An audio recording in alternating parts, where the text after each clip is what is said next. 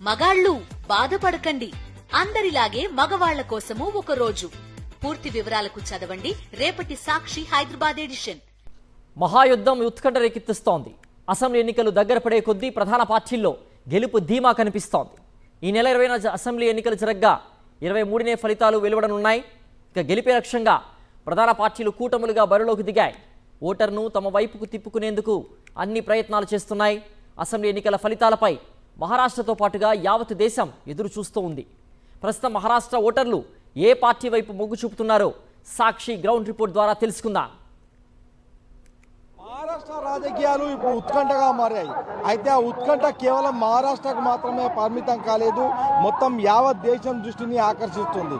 ముఖ్యంగా ఇప్పటికే బలమైన పార్టీలుగా ఉన్న శివసేన, అదేవిధంగా ఎన్సీపీ రెండు ముక్కలుగా చీలిపోయి రెండు కూటములతో జత కట్టడంతో ఇక్కడి రాజకీయాలు ఆసక్తికరంగా మారాయి. ఈ నేపథ్యంలో ఈసారి మళ్ళీ ముఖ్యమంత్రి పీఠం ఎక్కబోయేది ఎవరనేది ఒక ఆసక్తికరమైన చర్చ జరుగుతుంది. దీనికి నవంబర్ 20న పోలింగ్ జరగనున్న నేపథ్యంలో 23వ తేదీ నాడు ఫలితాలు వెలువడినాయి. ఈ నేపథ్యంలో సర్వత్రా ఒక చర్చ ఉత్కంఠనైతే మనకు కనిపిస్తుంది.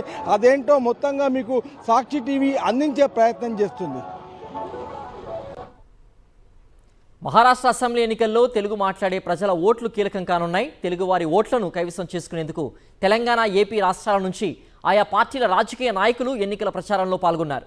తెలుగు ఓటర్లను ఆకట్టుకునేందుకు తెలుగులో ప్రసంగాలు, పాటలతో ప్రచారాలు నిర్వహించారు. మహారాష్ట్ర అహేరీ షెడ్యూల్ ట్రైబల్స్ రిజర్వ్డ్ నియోజకవర్గం. ప్రధానంగా మహారాష్ట్రలో మహాయుతి, మహావికాస్ అఘాడ్ పేరుతో రెండు బలమైన కూటములు ఢీ అంటే ఢీ అంటున్నాయి. తెలుగువారిని ఆకర్షించేలా చేపట్టిన కార్యక్రమాలపై మా ప్రతినిధి రమణ మరిన్ని వివరాలు అందిస్తారు. మహారాష్ట్ర రాజకీయాల్లో మనకు చాలా డిఫరెంట్ ఎలిమెంట్స్ కనిపిస్తున్నాయి. ప్రస్తుతం మనం చూడవచ్చు, మహారాష్ట్ర తెలంగాణ బార్డర్ విలేజ్లో సిరోంచలో ఉన్నాం. అహేరీ షెడ్యూల్ ట్రైబ్స్కు సంబంధించిన నియోజకవర్గంలో ఇప్పుడు ఆసక్తికరంగా తెలుగులోనే ప్రచారం చేస్తున్నారు, తెలుగు పాటలు పాడుతున్నారు. ముఖ్యంగా వీళ్ళు ఇక్కడ ఎందుకు తెలుగులో ప్రచారం చేస్తున్నారు, ముఖ్యంగా మహారాష్ట్రలో హిందీలో, మరాఠీలో ప్రచారం చేయాల్సిన చోట తెలుగులో ప్రచారం చేస్తున్నారు. ఏంటి ఈ పాటలకు వెనుక ఉన్న కారణం ఏంటో మనం మాట్లాడించే ప్రయత్నం చేద్దాం. ఎందుకు మీరు తెలుగులో పాటల్లో ప్రచారం చేస్తున్నారు? ఇది మహారాష్ట్ర కదా, ఏంటి ఇక్కడ స్పెషాలిటీ ఏంటి? అయితే ఎందుకు వాడుతున్నామంటే ఇక్కడ తెలుగు వస్తుంది, మరాఠీ వస్తుంది, హిందీ వస్తుంది కాబట్టి మరి వీళ్ళకు తెలుగు కూడా అర్థమవుతుంది కాబట్టి ఇది తెలంగాణకు ఆనుకొని ఉన్నది కదా, అందరికీ తెలుగు వస్తుంది కాబట్టి మేము పాడుతున్నాం పాటలు. ఇక్కడ ఎక్కువ తెలుగు వాళ్ళే ఉంటారా?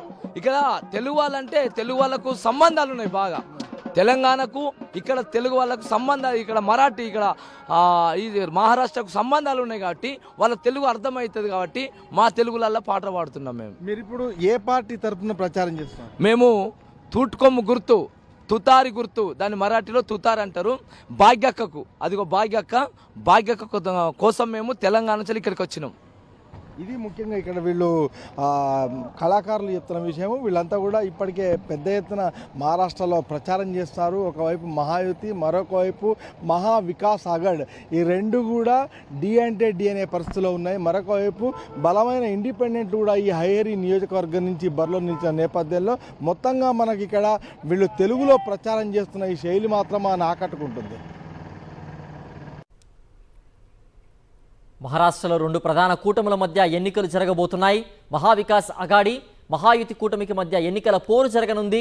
ఈ రెండు ప్రధాన కూటములు ఓటర్లను ఆకర్షించేలా మేనిఫెస్టోలను విడుదల చేశాయి.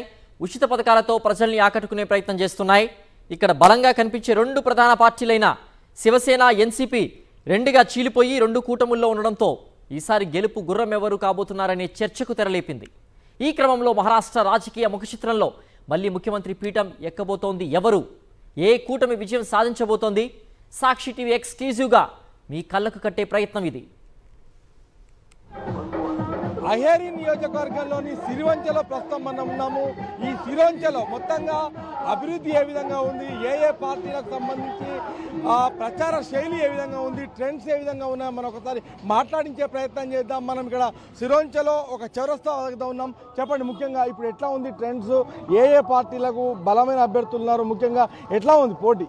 రాజా అంబరీశ్వరరావు మహారాజు బీజేపీకి వ్యతిరేకంగా ఇక్కడ ఇండిపెండెంట్ అభ్యర్థి అని ఆటో గుర్తుతో నిలబడ్డాడు. అయినా కానీ ఇవాళ బీజేపీ అతని మీద కార్యవాయి చేయలేదు. ఎందుకంటే లోపటి నుంచి బీజేపీకి కూడా సపోర్ట్ ఉన్నది. మేమందరం బీజేపీ వాళ్ళమే. ఈ విధానసభ 5 తాలూకా అధ్యక్షులు, 12 మంది మండల అధ్యక్షులు, మహామంత్రులు అందరూ అంబరీషర్ రావు మహారాజ్కే బీజేపీ ఎందరు మంది కార్యకర్తలు ఉన్నారో అందరు మంది కార్యకర్తలు అంబరీషర్ రావు మహారాజ్కే సపోర్ట్ చేస్తాను. ముఖ్యంగా ఎట్లా ఉంది సిచ్యువేషన్, ఇక్కడ డెవలప్మెంట్ కావాల్సిన అంశాలు ఏమున్నాయి, ఎందుకు ఈ సిరోంచ ఇంకా ఇట్లాగే ఉంది? సెపరేట్ విదర్భ వీళ్ళ తాతగారు రాజా విశ్వేశ్వరరావు మహారాజు గారు విదర్భ పోరు గురించి ఎన్నో సంవత్సరాల నుండి కొట్లాడుకుంటూ వచ్చిండు.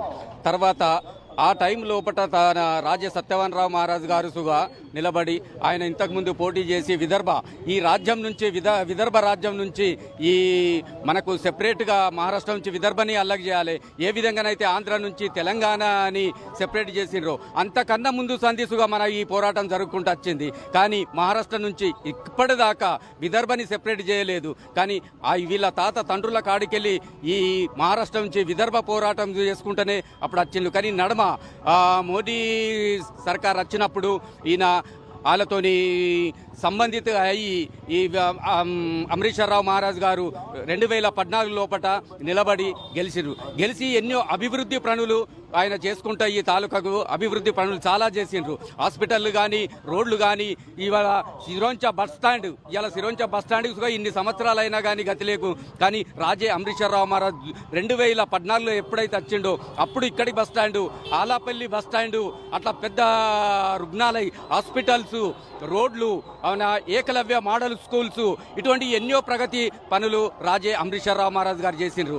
ఎందుకంటే ప్రజలు కోరుకునేది పైసా కళ్ళు ఈ చీరలు సారలు కాదు, నిజమైన వికాసం కావాలి, ప్రగతి కావాలి. ప్రగతి కోసమనే సిరోంచ తాలూకా ప్రజలంతా ఓటు ఆటో గుర్తుకే వేయాలని నిర్ణయించుకున్నారు. ఇది ముఖ్యంగా ఇక్కడ వీళ్ళు చెప్తున్నది మనం చూడవచ్చు. అంటే ఒక ఫ్యామిలీ పాలిటిక్స్ అనేటివి మనకు అహేరి నియోజకవర్గంలో కనిపిస్తున్నాయి. తండ్రి కూతుళ్లే ఇక్కడ ప్రత్యర్థులుగా ఉన్నారు. మరొక వైపు అదే కుటుంబానికి చెందిన రాజే అంబరీష్ కూడా ఇండిపెండెంట్గా ఆటో గుర్తుతో ఇప్పుడు బరిలోకి దిగిన పరిస్థితి. మొత్తంగా ఇక్కడ ఫ్యామిలీ పాలిటిక్స్ అనేటివి కొంత రక్తి కట్టిస్తున్నాయి. దీంట్లో మొత్తంగా టఫ్ ఫైట్ కూడా కొనసాగుతుందని చెప్పేసి ఇక్కడ సిరోంచ ప్రజలు చెప్తున్న విషయాన్ని మనం గమనిస్తున్నాం. అహేరి ఎస్టీ అసెంబ్లీ నియోజకవర్గం మహారాష్ట్రలో జరుగుతున్న ఈ 2024 ఎన్నికల్లోనే సెంటర్ ఆఫ్ అట్రాక్షన్గా నిలుస్తోంది. ఎందుకంటే ఇప్పటికే బాయ్ వర్సెస్ అబ్బాయి అన్నట్లుగా ఉంది. ఎన్సీపీ 2గా చీలిపోవడం, అలాగే మరో బలమైన శివసేన ఉద్ధవ్ ఠాక్రే వర్సెస్ ఏక్నాథ్ షిండేగా ఢీ అంటే ఢీ అంటున్నారు. ఈ తరుణంలో ఇక్కడ ఒకే కుటుంబానికి చెందిన 3 బలమైన అభ్యర్థులు బరిలోకి వివిధ పార్టీల నుంచి దిగడం ఉత్కంఠ రేపుతోంది. అందులోనూ తండ్రి కూతుళ్లే 2 బలమైన పార్టీల నుంచి నువ్వా నేనా అన్నట్లుగా పోటీ పడుతుండడంతో అహేరి అసెంబ్లీ నియోజకవర్గం ఇప్పుడు అందరి దృష్టిని ఆకర్షిస్తోంది. ఛత్తీస్గఢ్ సరిహద్దు విలేజ్ సిరోంచా పాటు గడ్చిరోలి జిల్లా మొత్తం నక్సల్స్ ప్రభావిత ప్రాంతం. మరోవైపు పక్కనే ఛత్తీస్గఢ్లో భారీ ఎన్కౌంటర్స్ కూడా జరుగుతున్న క్రమంలో నవంబర్ 20న ఈ సున్నితమైన నియోజకవర్గంలో ఎన్నికలను ప్రశాంతంగా సజావుగా జరపడం ఎన్నికల కమిషన్కు ఓ పెద్ద సవాల్. ఈ నేపథ్యంలో పెద్ద ఎత్తున పోలీస్ సిబ్బందితో పాటు ఇప్పటికే సెంట్రల్ బలగాల్ని ఇక్కడ డిప్లాయ్ చేసిన పరిస్థితి. బోర్డర్స్లో ముమ్మరమైన తనిఖీలు చేశాకే గానీ లోనికి అనుమతించని దృశ్యాలు కూడా మనకు కనిపిస్తున్నాయి. ఇదిలా ఉంటే అసలు మహారాష్ట్రలో ఎన్నికల ప్రచార శైలి ఏ విధంగా ఉంది? అభ్యర్థులు ఏం చెప్పి ఓట్లు అడుగుతున్నారు? వారి మేనిఫెస్టోలో ఏం చెప్పారు? ఎవరెవరు ఈ నియోజకవర్గం నుంచి ఏ పార్టీల తరఫున ప్రాతినిధ్యం వహిస్తున్నారు? ఎవరి బలాలెంత అన్నవి తెలుసుకునే ప్రయత్నం చేద్దాం. సిరోంచాలో మనం ఒక ప్రత్యేకమైన ప్రదేశంకి వెళ్దాం. అదే ఎజాజ్ హోటల్. చూస్తే కాకా హోటల్ లాగా ఉంటుంది, కానీ ఇక్కడ మన తెలుగు రాష్ట్రాల్లో ఎంత ఫేమస్ అయిన పుల్లారెడ్డి స్వీట్స్ లాగే ఇక్కడ కోవా మిఠాయి అనేది ఇక్కడి నుంచి నాగపూర్ వరకు వెళ్తుంది. ఆ కోవా మిఠాయి ఎంత స్వీట్గా ఉందో మనం ఒకసారి చూద్దాం. చూసి అదేవిధంగా ఇక్కడ ప్రత్యేకత ఏంటో కూడా తెలుసుకునే ప్రయత్నం చేద్దాం. క్యా హై స్పెషాలిటీ క్యా హై? ये खोवे का है, खोवा खोवे का बनाते वर्जन खोवा अपने गाँव खोवे का दूध का बनाते. एक पीस ఒకసారి మనం కూడా తిని చూద్దాం. సూపర్గా ఉంది. సో ఈ స్వీటు నాగపూర్ దానిక అదేవిధంగా తెలుగు రాష్ట్రాలకు కూడా వెళ్తుంది. అయితే ఈ స్వీట్ ఎంత ఇంట్రెస్టింగ్గా మనకి ఇక్కడ కనిపిస్తుందో అంతే స్వీట్గా, అంతే తీయగా, అంతే సజావుగా, అంతే ప్రశాంతంగా ఇక్కడ ఎన్నికల ప్రక్రియను పూర్తి చేసేందుకు ఎన్నికల అధికారులు కసరత్తు చేస్తారు. ఎందుకంటే ఇదంతా కూడా ఒక మావోయిస్టు ప్రాబల్య ప్రాంతం. అహేరి. కాబట్టి గడ్చిరోలి జిల్లానే ఒక అఫెక్టెడ్ ప్రాంతం. మరొక వైపు పక్కనే ఛత్తీస్గఢ్లో భారీ ఎన్కౌంటర్స్ జరుగుతున్న క్రమంలో ఎల్లుండి 20వ తేదీ నాడు జరగబోయే ఎన్నిక అనేది చాలా ప్రతిష్టాత్మకంగా భావిస్తున్నారు. ఈ క్రమంలో కట్టుదిట్టమైన ఏర్పాట్లు చేశారు. ముఖ్యంగా స్పెషల్ ప్రొటెక్షన్ ఫోర్స్ను కూడా ఇక్కడికి దింపిన పరిస్థితి. ఈ నేపథ్యంలో ఒకసారి ట్రెండ్స్ ఎలా ఉన్నాయో మనం కనుక్కునే మాట ప్రయత్నం చేద్దాం. కైసా है इधर ट्रेंड्स कैसा है, प्रचारम कैसा है? प्रचार सब तरफ अच्छा है इधर, सबके तरह सब सभी पार्टियों का चल रहा। हाँ अभी यानी बहुत है पार्टियाँ उसके। ఈ ఎలక్షన్స్లో మీ హోటల్ బాగా బిజీ ఉంటుందా? वैसे तो अभी है थोड़ा बहुत है, ये इसके वजह से, इलेक्शन की वजह से। ఈ స్వీట్ ఎవరైనా కొనుక్కెళ్తారా బాగా మంది? हाँ बहुत जन बहुत जन यहाँ से लेके जाते हैं, चंद्रपुर, गढ़चिरौली, नागपुर जाता और बाहर भी जाता, सऊदी में, तेलंगाना उधर। ఒరిజినల్ ఖోవా స్వీట్ కాబట్టి బాగా మంది ఇంట్రెస్ట్గా తీసుకొని వెళ్తారు. ప్రతి దీపావళి కానీ ప్రతి పండుగ కానీ ప్రతి పండుగలకు వచ్చి స్వీట్ కొంచెపోతారు. ఇది ఇక్కడ కస్టమర్స్ అదేవిధంగా యజమాని చెప్తున్న విషయము. ఈ స్వీట్ అనేది ఇక్కడ ప్రత్యేకం. అయితే ఇంతే తీయగా ఈ ఎన్నికల ప్రక్రియను ముగించేందుకు ఇక్కడ ఎన్నికల అధికారులు కసరత్తు చేస్తున్న పరిస్థితి. ఇది మనకు సిరోంచలో ఇప్పుడు ట్రెండ్ కనిపిస్తున్న ట్రెండు, శైలి, ప్రచార హోరెత్తుతున్న పరిస్థితుల్లో మరొక వైపు ఖచ్చితంగా తండ్రి కూతుళ్ళ మధ్యలో ఒక బలమైన ఆ పోటీ అయితే మనకు కనిపిస్తుంది.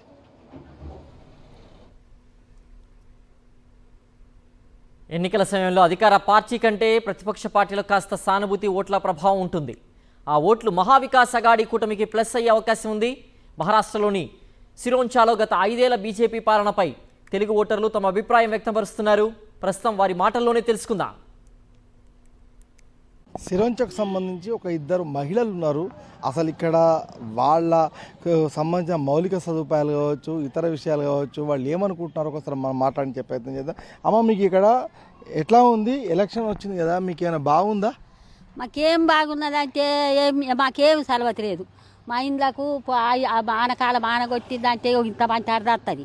తహసీల్దార్ సాహెబ్ దగ్గరికి పోతే అన్నాడు కదా, మీ ఇండ్లల్లో 24 గంటలు నీళ్ళు ఉంటే మీ పైసలు ఇస్తాం, లేకపోతే ఏమన్నారు. రాసుకపోయిండు, చూసిండు, వచ్చి అన్నీ చేసిండు. కానీ మేము అందరం జమాయి ఇట్లనే పోయినాం ఆడికి తహసీల్దార్ సాహెబ్ దగ్గరికి. మీకు 24 గంటలు మీ ఇండ్లల్లో నీళ్ళు లేవు, మేము పటవారా వచ్చి రాసుకపోయిండు. ఇక్కడ మరి ఎమ్మెల్యే ఉన్నాడు కదా, ఆయన మంత్రిగా కూడా పనిచేస్తుండు.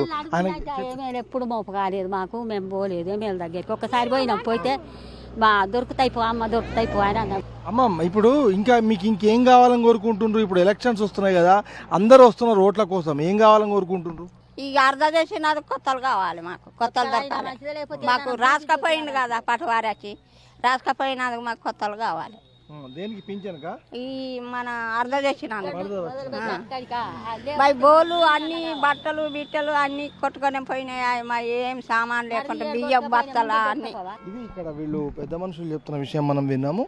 వీళ్ళంతా లోతట్టు ప్రాంతంలో సిరోంచలో ఉంటారు. అయితే వీళ్ళకు వరద నష్టం, ఇళ్లలో పెద్ద భారీ వర్షం పడ్డప్పుడు మొత్తంగా లోతట్టు ప్రాంతాలుగా మారి చాలా అవస్థలు పడుతున్నాం అని చెప్పేసి చాలాసార్లు అధికారులకు అదేవిధంగా ఇక్కడ ప్రజాప్రతినిధులకు వెల్లడించారు. కానీ వాళ్ళు ఎప్పుడు కూడా పట్టించుకోలేని చెప్పేసి వాళ్ళు చెప్తున్న పరిస్థితి అయితే మనకు కనిపిస్తుంది. ఈ నెల 20న మహారాష్ట్ర ఎన్నికలు జరగనున్న నేపథ్యంలో సర్వత్రా ఉత్కంఠ నెలకొంది. ఈ ఎన్నికలు కేవలం మహారాష్ట్రలోనే కాకుండా యావత్ దేశం దృష్టిని ఆకర్షిస్తున్నాయి. శివసేన, ఎన్సీపీలు వీడిపోవడంతో పోరు ఆసక్తికరంగా మారింది. ముఖ్యమంత్రి ఎవరవుతారనే అంశం ఆసక్తికరంగా మారింది. గెలిపే లక్ష్యంగా ప్రధాన పార్టీలు సర్వశక్తులు ఒడ్డుతున్నాయి. మహారాష్ట్ర రాజకీయాలు ఇప్పుడు ఉత్కంఠగా మారాయి.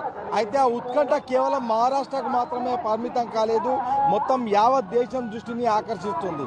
ముఖ్యంగా ఇప్పటికే బలమైన పార్టీలుగా ఉన్న శివసేన అదేవిధంగా ఎన్సీపీ 2 ముక్కలుగా చీలిపోయి 2 కూటములతో జత కట్టడంతో ఇక్కడి రాజకీయాలు ఆసక్తికరంగా మారాయి. ఈ నేపథ్యంలో ఈసారి మళ్ళీ ముఖ్యమంత్రి పీఠం ఎక్కబోయేది ఎవరనేది ఒక ఆసక్తికరమైన చర్చ జరుగుతుంది. దీనికి నవంబర్ 20న పోలింగ్ జరగనున్న నేపథ్యంలో 23వ తేదీ నాడు ఫలితాలు వెలువడినాయి.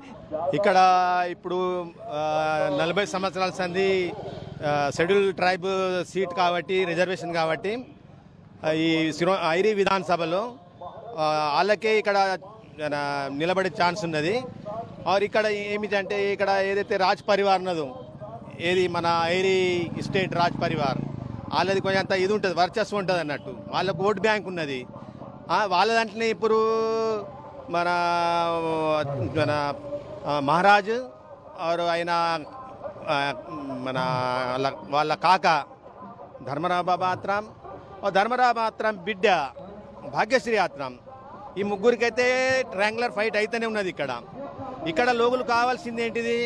ఇక్కడ ఒకట రోడ్లు లేవు, రోడ్ల సౌకర్యం లేదు, నీళ్ళ సౌకర్యం బరాబర్ లేదు.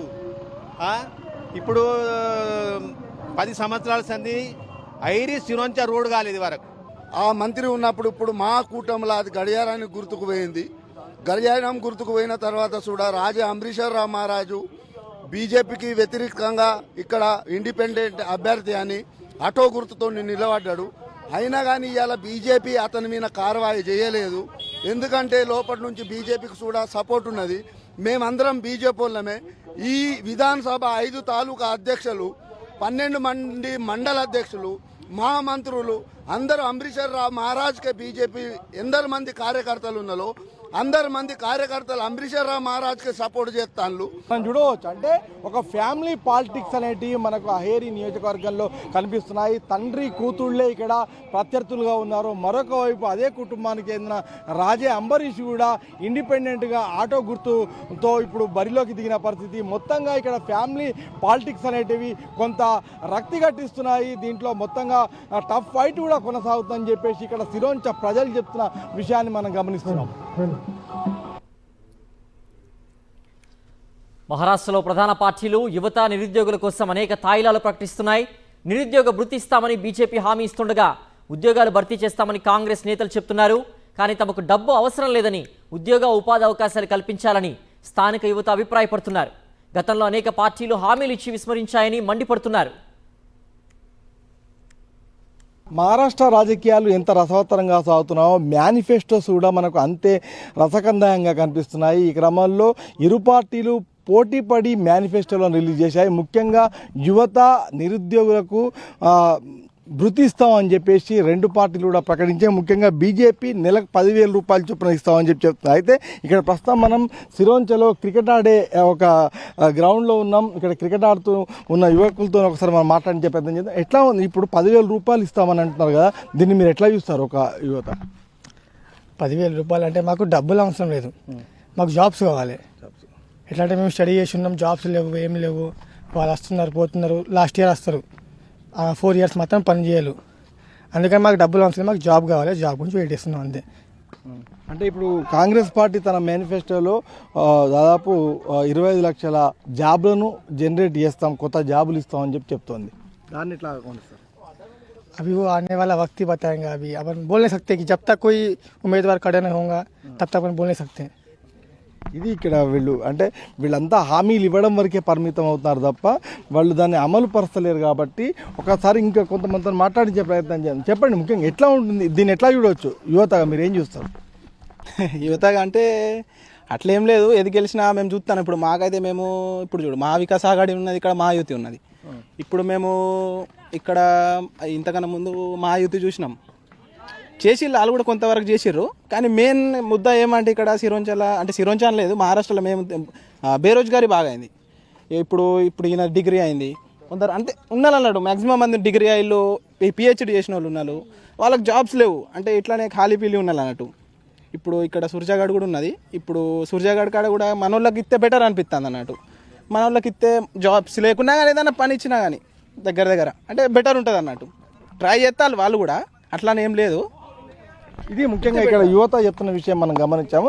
అయితే హామీలు ఇవ్వడం వరకు పరిమితం కాకుండా ఉద్యోగాలు ఇవ్వాలి, ఉద్యోగాలు ఇస్తే బాగుంటుంది. చాలామంది డిగ్రీ అయిపోయిన యువత, పిహెచ్డీలు చేసిన యువత కూడా ఇప్పుడు ఖాళీగా ఉండాల్సిన పరిస్థితి ఏర్పడుతుంది. కాబట్టి ఖచ్చితంగా ఈ హామీలను నెరవేర్చాలి, కేవలం మేనిఫెస్టోలకు పరిమితం చేయొద్దని చెప్పేసి ఇక్కడ క్రికెట్ స్టేడియంలో మనకు చెప్తున్న విషయం.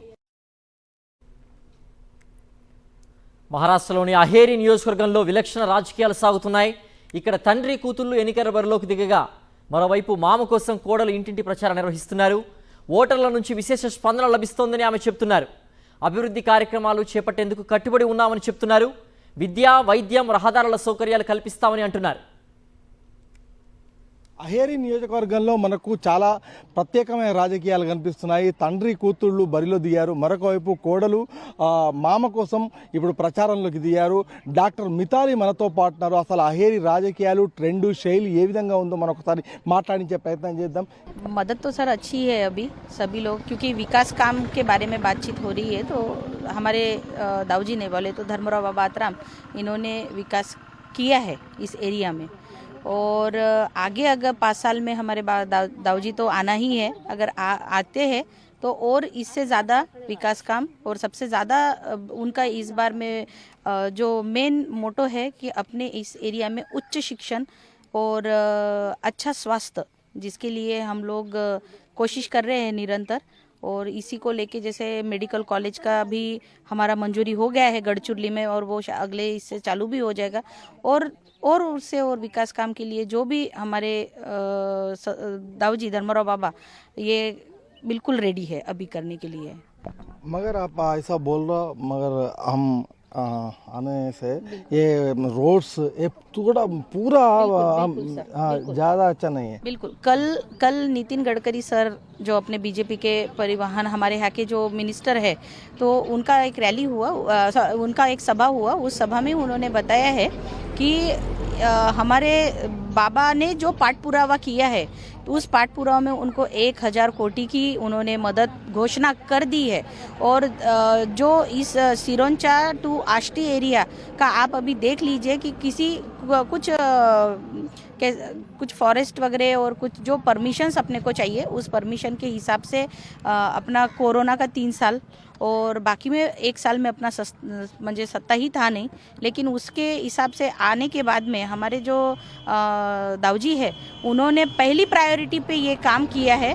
और अभी आप देख सकते हो कि सिरोंचा टू अहरी वाला रास्ता वो कम्प्लीटली अच्छा अभी शुरू हो गया है। तो वो ये वाले टर्म में, क्योंकि अगर देखा जाए तो ये टर्म ही अपने को काफ़ी इम्पोर्टेंट है, और ये टर्म में और अपने को 15 साल जैसा विकास करना है। तो ये और ये समस्या दोनों भी शायद हो जाएगी काम। ఇది ముఖ్యంగా డాక్టర్ మైథిలి చెప్తున్న విషయము. అయితే తండ్రి కూతుళ్ళ ఫైట్ విషయంలో తాము ఏం మాట్లాడమని చెప్తున్నారు. కానీ ఇక్కడ అభివృద్ధి చేసేందుకు మాత్రం ఖచ్చితంగా తాము కట్టుబడి ఉన్నాము. ముఖ్యంగా రోడ్స్తో పాటుగా ఫ్లడ్ ఎఫెక్టెడ్ ఏరియాస్ పైన కూడా దృష్టి సారించామని చెప్పేసి ఆమె చెప్తున్న పరిస్థితి అయితే మనకు కనిపిస్తుంది. మొత్తంగా మనకు అహేరి నియోజకవర్గంలో ఒక ప్రత్యేకమైన విలక్షణమైన రాజకీయం మాత్రం మనకు కనిపిస్తుంది.